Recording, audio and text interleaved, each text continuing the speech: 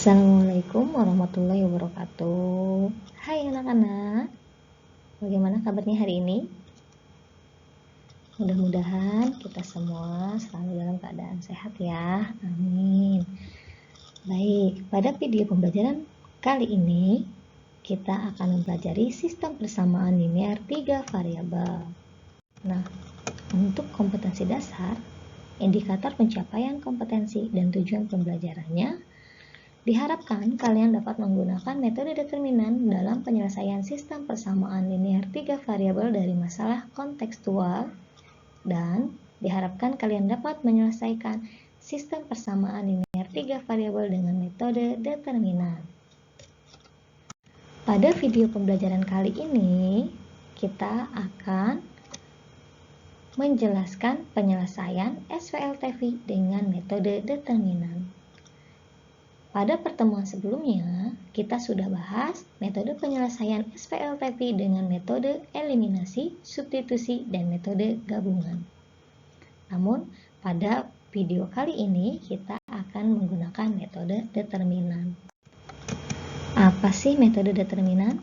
Nah, metode determinan sering juga disebut dengan metode Cramer. Determinan adalah suatu bilangan yang berkaitan dengan matriks bujur sangkar atau matriks persegi. Artinya, kalau persegi itu baris dan kolomnya sama. Jumlah baris dan jumlah kolomnya sama.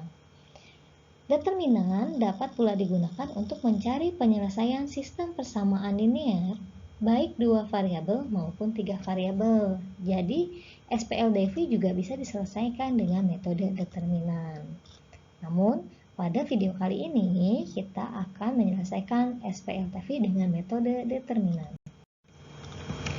Adapun langkah-langkah penyelesaian menggunakan metode determinan, yang pertama, itu adalah ubah bentuk umum SPLTV menjadi bentuk matriks. Ayo, diingat-ingat lagi apa bentuk umum SPLTV. Langkah kedua, menentukan nilai determinan A, determinan X, determinan Y, dan determinan Z. Determinan A dilambangkan dengan D, determinan X dengan DX, determinan Y dengan DY, dan determinan Z dengan DZ. Langkah terakhir, kita tinggal hitung atau tentukan nilai X, Y, dan Z dengan rumus X sama dengan DX per D, Y sama dengan DY per D, dan Z sama dengan DZ per D. Nah, nih langkah pertama ya. Sudah ingat? Bentuk umum SVLTV yaitu A1X plus B1Y plus C1Z sama dengan D1. Persamaan duanya A2X plus B2Y plus C2Z sama dengan D2. Dan persamaan tiganya A3X plus B3Y plus C3Z sama dengan D3. Perhatikan baik-baik. Kemarin kita sudah belajar di pertemuan pertama apa itu koefisien, variabel, dan konstanta. Dapat kita lihat A1, A2, A3 itu adalah koefisien dari X, B1, B2, B3 adalah koefisien dari Y, dan C1, C2, C3 adalah koefisien dari Z. Variabelnya tentu ada X, Y, dan Z. Kemudian yang terakhir ada konstanta. Konstantanya yaitu D1, D2, dan D3. Setelah kalian membedakan koefisien, variabel, dan konstanta, maka kita ubah ke dalam bentuk matriks yang ada di sebelah kanan. Perhatikan baik-baik, matriks persegi itu bentuknya adalah baris kali kolomnya sama. Di sini matriks persegi dari koefisien A1, A2, A3, B1, B2, B3, dan C1, C2, C3 memiliki kolom 3 dan baris juga 3. Yang disebut dengan baris itu berarti A1, B1, C1, itu baris pertama. Baris kedua berarti A2, B2, dan C2, dan baris ketiga A3, B3, dan C3. Kalau ditanyakan kolom, berarti kolomnya ada 3. Kolom A1, A2, A3, kolom keduanya B1, B2, B3, dan kolom ketiganya C1, C2, C3. Perhatikan baik-baik. Kolom 1, A1, A2, A3 itu merupakan koefisien dari X. Sedangkan koefisien dari Y itu B1, B2, B3, dan koefisien dari Z C1, C2, C3. Di sebelah matriks koefisien ada matriks variabel. Karena variabelnya cuma ada 3, berarti dia hanya ada satu kolom ya, yaitu X, Y, dan Z. Selanjutnya ada matriks konstanta, yaitu matriks D1, D2, dan D3. Langkah kedua, kita tentukan nilai determinan. Nah, di sini sudah ada rumus nilai determinannya, di mana nilai determinan D itu adalah determinan dari koefisien. Dan determinan X itu dx, determinan Y dy, dan determinan Z dz.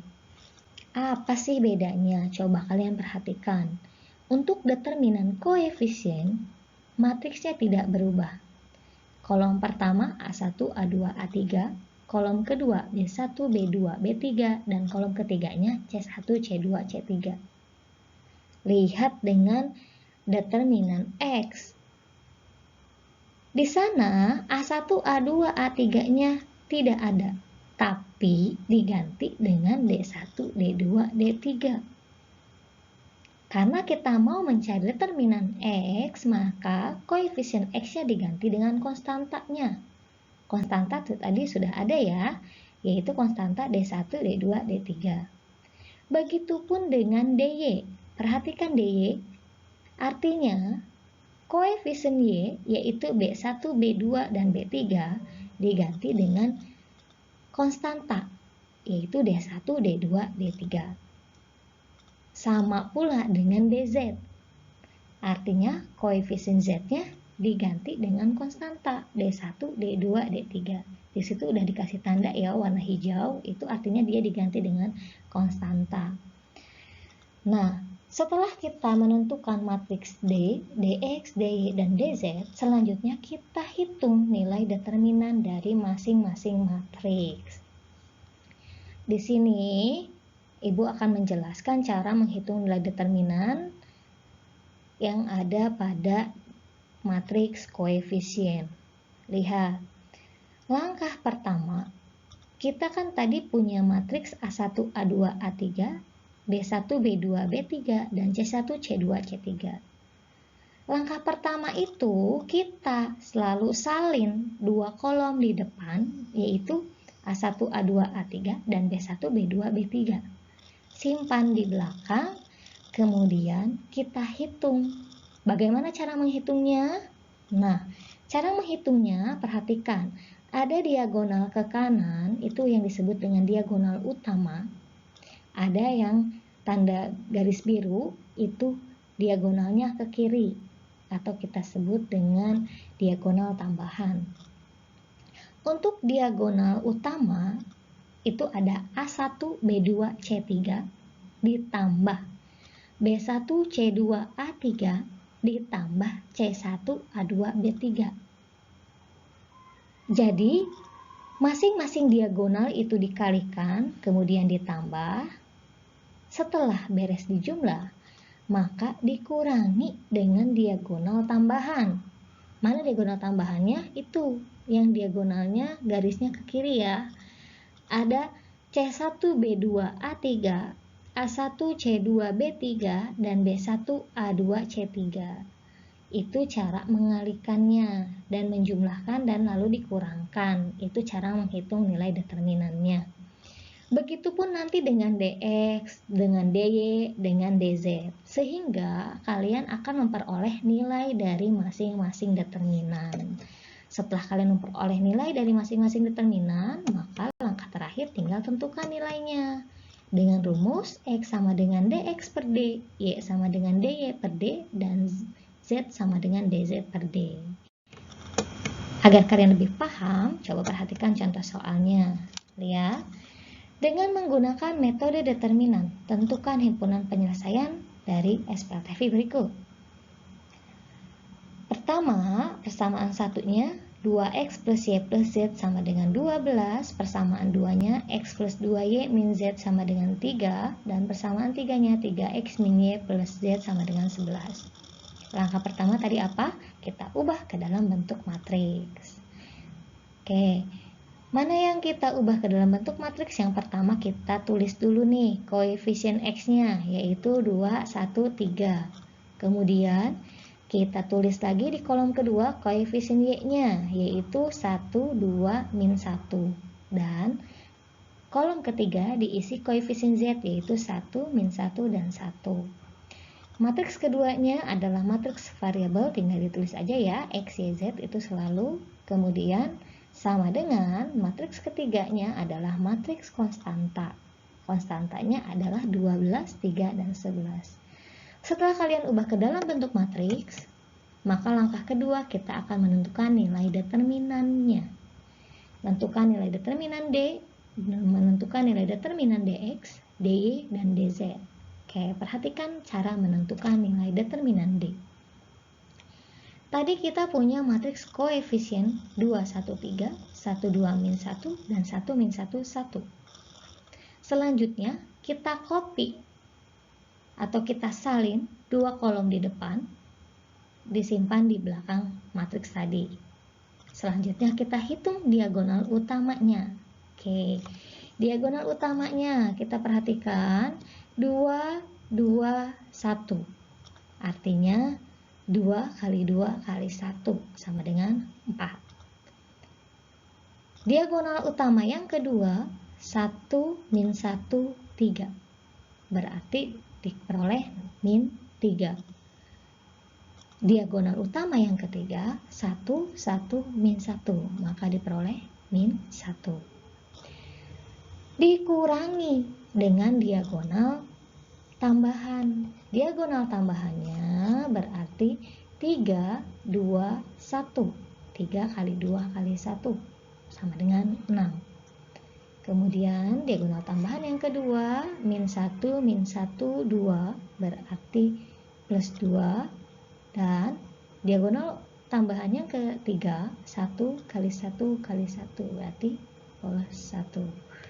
Selanjutnya, kita jumlahkan. 4 dikurangi 3 dikurangi 1, berarti 0 ya. Nah, diagonal tambahannya kita jumlahkan juga. 6 tambah 2 tambah 1 sama dengan 9. 0 dikurangi 9, maka diperoleh min 9. Ini nilai D-nya, yaitu min 9. Selanjutnya, kita cari nilai dx. Nah, diperoleh nilai dx-nya sama ya. Tadi koefisien x-nya diganti sama konstanta, yaitu 12, 3, dan 11. dy-nya juga sama, kita ganti koefisiennya dengan konstanta 12, 3, 11, dan dz-nya juga sama. Setelah kita hitung sama seperti menghitung nilai determinan D, maka diperoleh dx-nya adalah min 27, dy-nya sama dengan min 18, dan dz-nya sama dengan min 36. Maka diperoleh nilai x, y, dan z adalah x-nya min 27 dibagi min 9 sama dengan 3, nilai y-nya min 18 dibagi min 9 sama dengan 2, dan z-nya sama dengan min 36 dibagi min 9 sama dengan 4. Maka diperoleh himpunan penyelesaiannya adalah 3,2,4. Jangan lupa, dia selain diapit oleh kurung biasa, dia juga diapit oleh kurung kurawal. Terima kasih perhatiannya. Semoga apa yang Ibu sampaikan dapat bermanfaat buat kalian semua. Ibu akhiri, wassalamualaikum warahmatullahi wabarakatuh.